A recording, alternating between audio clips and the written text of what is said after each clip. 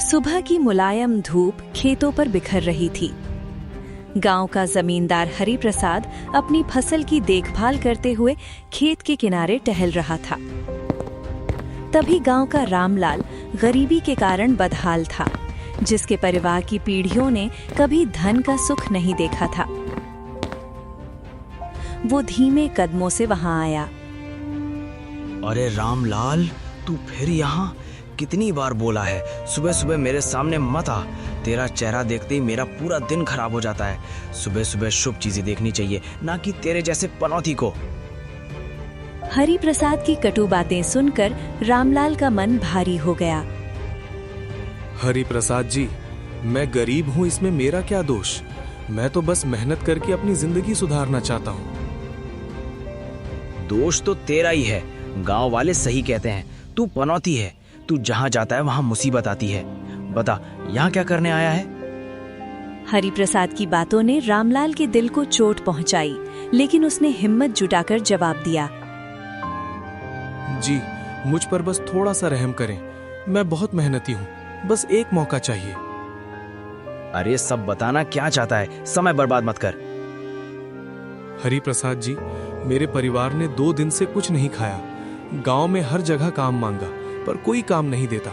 सब मुझे पनौती कहकर भगा देते हैं। आपके पास इतने खेत हैं, कृपया मुझे किसी खेत में काम दे दीजिए। मैं मेहनत से काम करूंगा, मेरा और मेरे परिवार का गुजारा हो जाएगा। हरि प्रसाद ने रामलाल को ठंडी नजरों से देखा और कुछ पल सोचकर बोला। रामलाल, मैं तुझे काम नहीं दे सकता। क्या पता तेरी गरीबी मुझे लग जाए। एक सलाह देता हूँ, इस गांव को छोड़ दे, किसी और गांव में चले जा जहाँ कोई तुझे ना जानता हो। वहाँ शायद काम मिल जाए। यहाँ तो तू सबके लिए पनौती ही रहेगा। रामलाल निराश होकर हरि प्रसाद के खेत से लौट आया और एक पेड़ के नीचे बैठ गया। भूख से उसका शरीर कमजोर हो चला था। तभी उसकी नजर गांव के मोहन भाई पर पड़ी, जो अपने बेटे को खाना खिला रहे थे। पिताजी, ये रोटी तो बासी है, मुझे तो गर्मा गर्म पराठे चाहिए। अरे बेटा, सुबह की जल्दी में तेरी माँ से चूक हो गई। अभी तो खा ले, शाम को तुझे गर्मा गर्म पराठे बनवाऊंगा।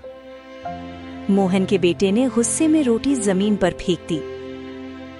ये देखकर रामलाल का दिल और टूट गया। वो दौड़कर मोहन भाई के पास पहुंचा। मोहन भाई, ये क्या? आप अपने बेटे को अन्न का मूल्य नहीं सिखाते। भूखे लोग इसी रोटी के लिए तरसते हैं। अरे रामलाल, तू यहाँ क्या करने आया है?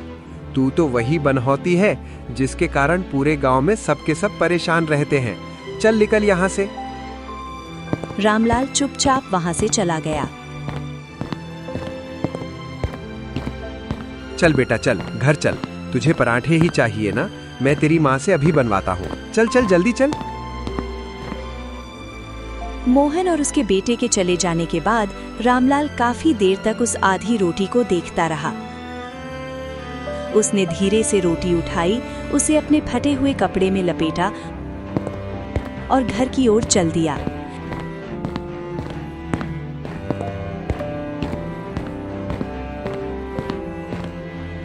जैसे ही वो घर के अंदर दाखिल हुआ, एक पुरानी चारपाई पर लेटे उसके बीमार पिता की धीमी खांसी की आवाज सुनाई दी। रामलाल खुद भी खांसी से परेशान था, लेकिन उसने अपनी परेशानी को दबा दिया। तभी उसकी छोटी बेटी सुधा भागती हुई उसके पास आई। पिताजी, बाबा की खांसी रुक नहीं रही है, क्या हम डॉक्टर के पास नहीं चलेंगे? रामलाल का मन अंदर तक हिल गया। उसकी आंखों में दर्द और लाचारी का समंदर उतर आया। बेटी, डॉक्टर के पास जाने के लिए पैसे कहाँ हैं? लेकिन आपने कहा था कि आप काम पर जा रहे हैं, क्या आपको काम नहीं मिला? रामलाल ने अपनी बेटी की आंखों में देखा। उसे झूठ बोलने की हिम्मत नहीं हुई। नहीं बेटा, आज भी कोई काम नहीं मिला, लेकिन तुम चिंता मत करो, मैं हूं ना। तभी उसके पिता की आवाज आई, जो खांसी के कारण पूरी तरह से सुनाई नहीं दे रही थी। रानू बेटा, तू घर आ गया। कुछ खा ले बेटा, खा ले। रामलाल की आंखों से आंसू छलक पड़े। नहीं पिताजी, मैं ठीक हूँ, आप आराम कीजिए।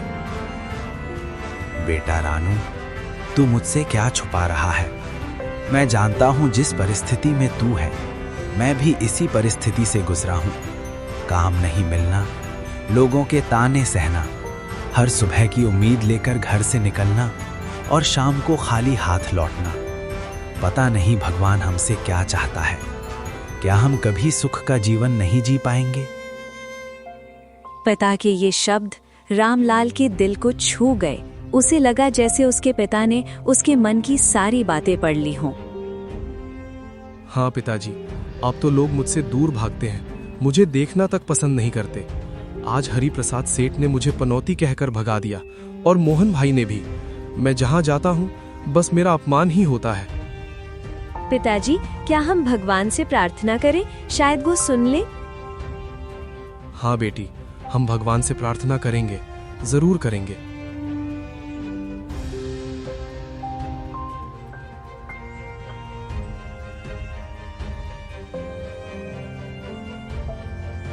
अगली सुबह रामलाल की पत्नी शारदा ने उसे उदास देखा तो वो उसके पास बैठ गई।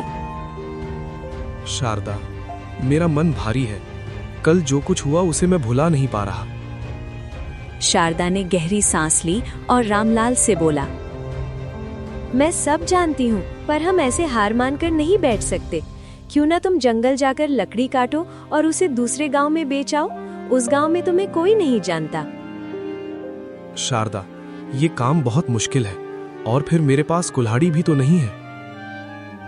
कुल्हाड़ी की चिंता मत करो, गांव के शंकर काका की पुरानी कुल्हाड़ी है, वो मुझे दे देंगे। तुम बस एक बार कोशिश करके देखो। रामलाल को लगा शायद ये रास्ता सही हो। ठीक है शारदा, मैं कोशिश करूंगा। रामलाल ने शंकर काका से कुल्हाड़ी ली और वो लकड़ी काटने के लिए जंगल की ओर चल पड़ा। गांव से गुजरते हुए उसने सोचा कि अब उसे कोई नहीं देखेगा, लेकिन ऐसा नहीं था। एक जगह गांव की औरतें पानी भर रही थीं। उन्होंने रामलाल को देखा और फुसफुसाने लगी। देखो, ये पनौती फिर कहीं जा रहा है। कहीं इसकी वजह से पूरे गांव पर कोई आफत ना आ जाए। सही कहा, ये जहाँ जाता है मुसीबत ले आता है। इसकी परछाई भी हमारे घर पर ना पड़े। उनकी बातें सुनकर रामलाल का दिल छलनी हो गया। उसके मन में आया कि वो वापस लौट जाए। वो उन औरतों की बातों को अनसुना कर आगे बढ़ गया। रास्ते में एक आदमी ने उसे देखा और बोला, अरे रामलाल, तू लकड़ी काटने जा रहा है? जिस पेड़ को तू छुएगा वो भी सूख जाएगा। रामलाल ने सिर नीचे कर लिया और अपनी चाल बढ़ा दी। अपमान के ये शब्द उसके कानों में तीर की तरह चुभ रहे थे। हे ईश्वर, मैंने किसी का क्या बिगाड़ा है? मैं तो बस मेहनत करके अपने परिवार को 2 वक्त की रोटी देना चाहता हूँ। क्या मेरे भाग्य में इतना ही लिखा है कि मैं अपने परिवार का पेट भी नहीं भर सकता? मेरी पत्नी और मेरे बच्चे, वे सब भूखे सो रहे हैं और मेरे पिताजी, उनकी दवा के लिए भी मेरे पास एक फूटी कौड़ी नहीं है। रामलाल जंगल में जाने लगा। वो मोटी लकड़ियों की तलाश में था। उसे एक विशाल पेड़ दिखा जिसे काटने के लिए वो तैयार हो गया।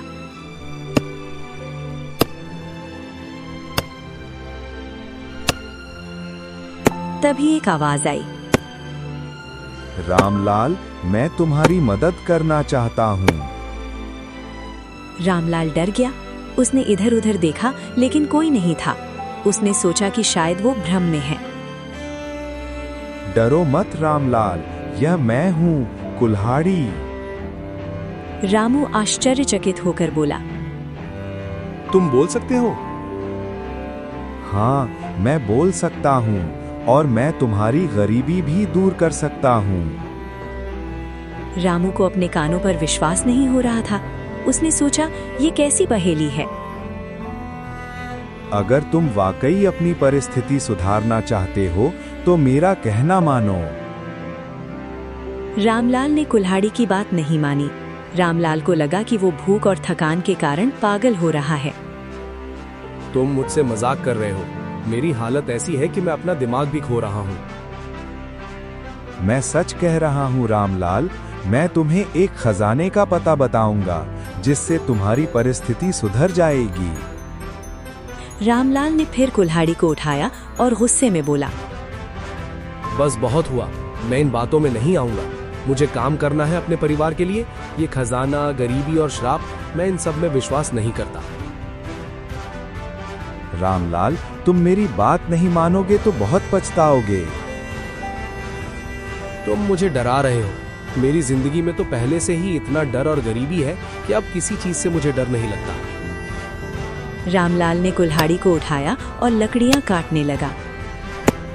फिर कुछ सूखी लकड़ियां इकट्ठा की। उसने सोचा कि ये सिर्फ उसका वहम था। उसने कुल्हाड़ी की बात को अनसुना कर दिया। उसने लकड़ियों का एक बड़ा गट्ठा बनाया, उसे अपने सिर पर रखा और दूसरे गांव की ओर चल पड़ा। वो जानता था कि वहां उसे कोई पनौती कहकर अपमानित नहीं करेगा और उसे अपनी मेहनत का फल जरूर मिलेगा। वो लकड़ियां लेकर दूसरे गांव के बाजार में चल देता है। बाजार में एक महिला उसके पास आई और लकड़ियों को देखने लगी। भैया, ये लकड़ियां कैसी हैं? सूखी हैं या गीली? रामलाल के चेहरे पर एक मुस्कान आई। बहन जी, ये बिल्कुल सूखी हैं और बहुत अच्छी जलती हैं। आप एक बार ले जाकर देखिए। महिला अभी भी सोच ही रही थी कि तभी पीछे से एक और आदमी ने रामलाल को पहचान लिया। अरे, ये तो वही रामलाल है। पनौती, ये हमारे गांव में क्या कर रहा है? जैसे ही ये बात बाजार में फैली, लोगों ने रामलाल से दूरी बनाना शुरू कर दिया। अच्छा, तो तुम रामलाल हो। सुना है तुम जहाँ जाते हो वहाँ बुरा ही होता है। रामलाल का दिल बैठ गया। नहीं बहन जी, मैं ऐसा नहीं हूँ। मैं तो बस अपनी मेहनत का काम कर रहा हूँ। लेकिन महिला उसकी बात पर ध्यान दिए बिना चली गई। अरे भाई, बच के रहना, कहीं इसकी गरीबी हमें न लग जाए। रामलाल पूरी तरह से टूट चुका था। उसने अपनी लकड़ियों का गट्ठा उठाया और उदास मन से अपने गांव की तरफ लौटने लगा। तभी फिर से वही आवाज आई जो पहले भी आ चुकी थी। रामलाल, मेरी बात सुनो। क्या हुआ? क्या तुम्हें वहां भी काम नहीं मिला? रामलाल रुक गया। उसकी आंखों में सिर्फ निराशा थी। तुम फिर आ गए। मेरा पीछा क्यों नहीं छोड़ते? हाँ, मुझे वहां भी काम नहीं मिला। मेरी बदनामी ने तो मेरा पीछा कहीं भी नहीं छोड़ा। रामलाल, ये सब श्राप की वजह से हो रहा है। तुम इन लकड़ियों से अपनी गरीबी नहीं मिटा सकते। मैं तुम्हें सही रास्ता दिखा रहा हूँ। मेरे साथ आओ। नहीं, मैं अब किसी और के बहकावे में नहीं आऊंगा। तुम झूठ बोल रहे हो। ये सब मेरी किस्मत है। मेरे भाग्य में ही यही सब लिखा है। वो कुल्हाड़ी की बात अनसुनी करके आगे बढ़ गया। घर पहुंचते ही उसने लकड़ियों का गट्ठा एक कोने में रख दिया। उसके दिमाग में वही कुल्हाड़ी की आवाज गूंज रही थी।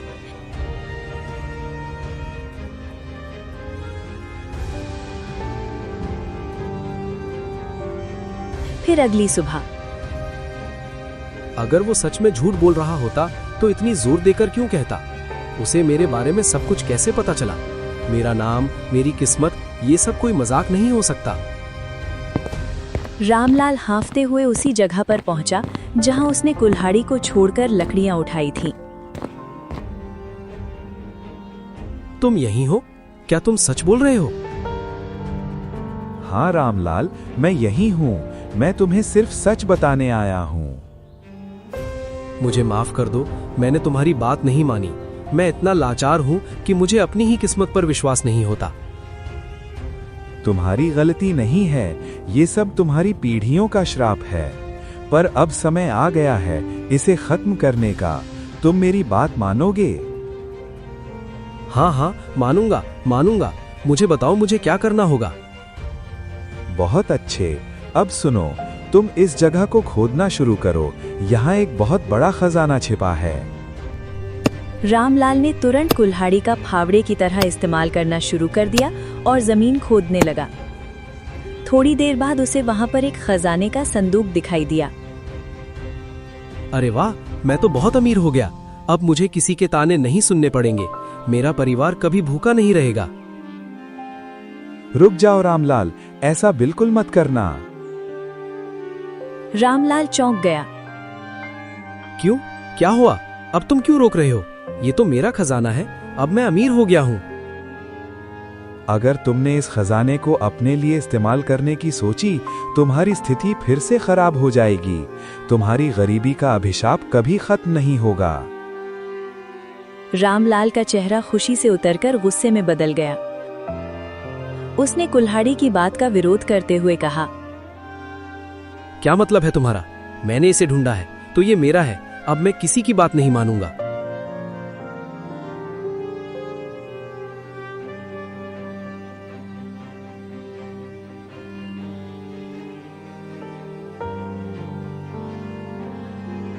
अगली सुबह उसने गांव के चौपाल में सभी लोगों को इकट्ठा किया।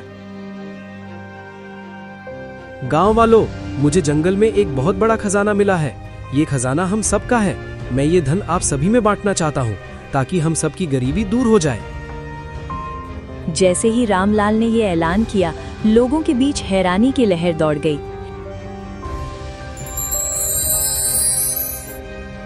देखते ही देखते वो कुल्हाड़ी एक बूढ़े व्यक्ति में बदल गई, जिसकी आंखों में दया और संतोष छलक रहा था। रामलाल और सारे गांव वाले चौंक गए। आप कौन हैं? मैं तुम्हारा पूर्वज हूँ रामलाल।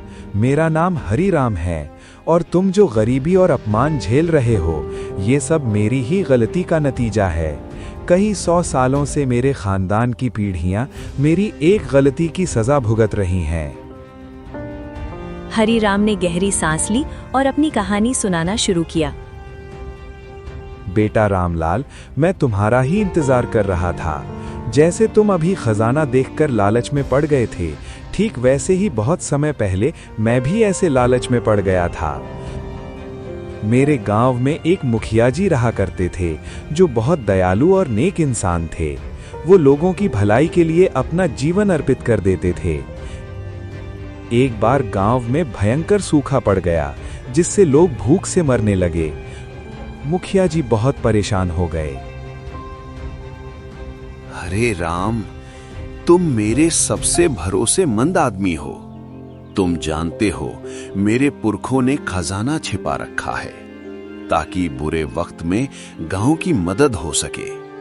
वो वक्त आ गया है। लेकिन मुखिया जी, वो खजाना कहाँ है?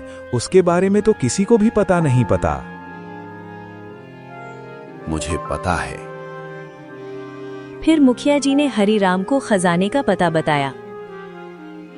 आप चिंता न करें मुखिया जी, मैं अभी जाता हूँ और वो खजाना लेकर आता हूँ।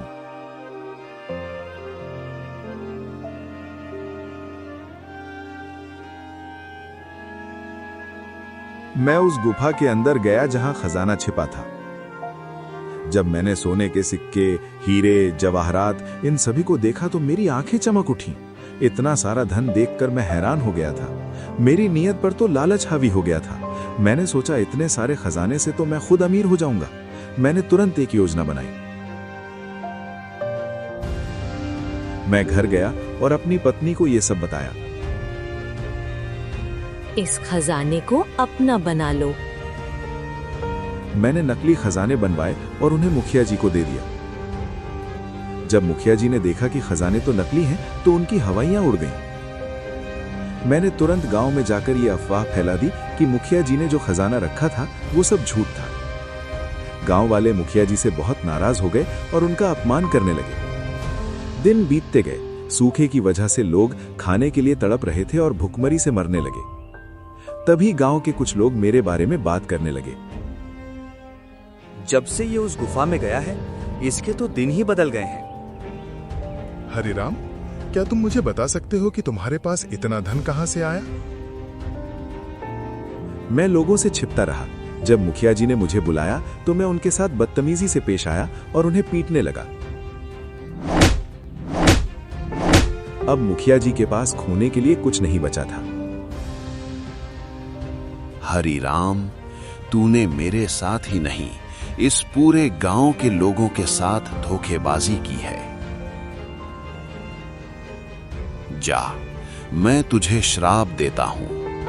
तेरी इस चोरी की सजा तेरी पूरी पीढ़ी भुगतेगी और तू हमेशा गरीबी में जीवन बिताएगा और तू एक कुल्हाड़ी के रूप में रहेगा। तू हमेशा लोगों से बातें करने की कोशिश करेगा, लेकिन कोई तेरी बात नहीं सुनेगा। तब तुझे पता चलेगा कि किसी के साथ धोखा देना कितना दुखदाई होता है। मुखिया जी का गला भर आया। उन्होंने अंतिम सांसें गिनते हुए आखिरी शब्द बोले, जब तक तेरे खानदान में किसी कन्या का जन्म नहीं होता, तब तक तेरी आवाज सुनने वाला कोई नहीं होगा। और ये खजाना गांव वालों का है और ये गांव वालों को ही मिलना चाहिए।